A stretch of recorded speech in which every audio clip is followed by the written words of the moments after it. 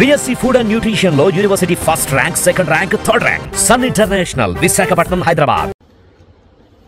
అందరికీ నమస్కారం అండి. ఉదయం నుంచి పృథ్వీరాజ్ అరెస్టు, పృథ్వీరాజ్ని కోర్టులో లొంగిపోమన్నారు, పృథ్వీరాజ్ని తీసుకెళ్ళి ప్రశ్నిస్తున్నారు, పృథ్వీరాజ్ అలాంటోడు, పృథ్వీరాజ్ ఎలాంటోడు అంటున్నారు. అందరికీ ఒక విషయం చెప్పాలి. మొదటి భార్యకి భరణం ఇవ్వలేదు. భరణం గురించి దగ్గర ఒక 3-4 ఏళ్ల నుంచి భరణం ఎరియర్స్ ఉన్నాయి. ప్రతి నెల 10వ తారీఖున కట్టాలి, కట్టట్లేదు. అందువల్లే కోర్టు ఇష్యూ చేసింది అరెస్ట్ వారెంట్ అని చెప్పారు. ఏమంటే అసలు చాలామంది అసలు నిజంగా ఈ చిన్న యూట్యూబ్ ఛానల్స్ కానీ ఇతరత్ర మీడియా వారు కానీ అసలు విషయం తెలుసుకుని పృథ్వీ గారు ఏంటని అడిగితే నేను వివరంగా చెప్పేవాడిని.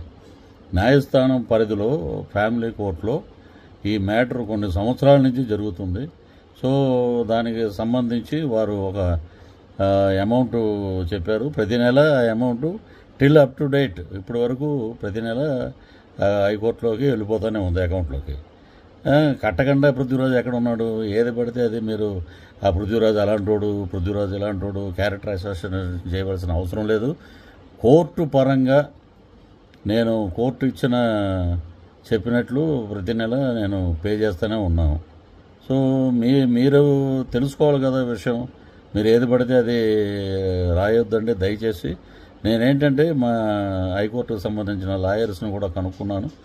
ఏంటంటే వాళ్ళే ఆశ్చర్యపోయి ఉన్నారు. ఏంటంటే ఇదేంటి ఇలాగా వచ్చింది, ఏంటిది అసలు విషయం తెలుసుకోకుండా ఎలాగా వేస్తారన్నారు.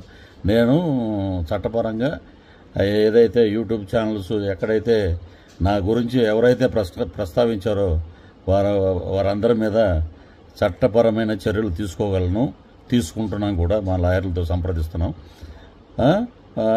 తీవ్రంగా ఉంటుంది పరిణామం. మీరు ఎలాంటివి వేసేటప్పుడు అడగండి. కోర్టులో ఉంది కుటుంబ వ్యవహారం, దాన్ని కూడా బజారుకి ఇచ్చేస్తారా? అక్కడ కట్టవలసిన భరణం ఎంత ఉంది, దానికి ప్రతి నెల ఎంత కట్టాలి అనే కోర్టులు కూడా మీరేనా?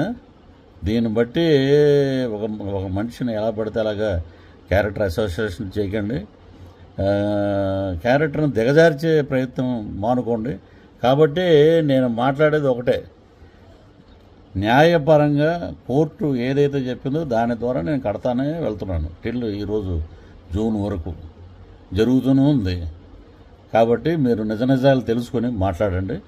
నేను ఇంతకు మించి ఇంకెక్కువ ఏం మాట్లాడను. ఏది పడితే అది రాయకండి దయచేసి. పాత్రికేయ మిత్రులు అందరూ నాకు మంచి మిత్రులు. నన్ను అడిగితే నేను చెప్పేవాడిని ఏంటనేది. కాబట్టి మీ అందరికీ మరొకసారి నమస్కారాలు తెలియజేస్తూ, కోర్టు పరంగా అన్నీ జరుగుతున్నాయి కాబట్టి లేటెస్ట్ నేను ఎవరి మీద చర్యలు తీసుకోవాలో మా లాయర్లతో మాట్లాడి వారి పేర్లని నేను వివరిస్తాను. Thank you.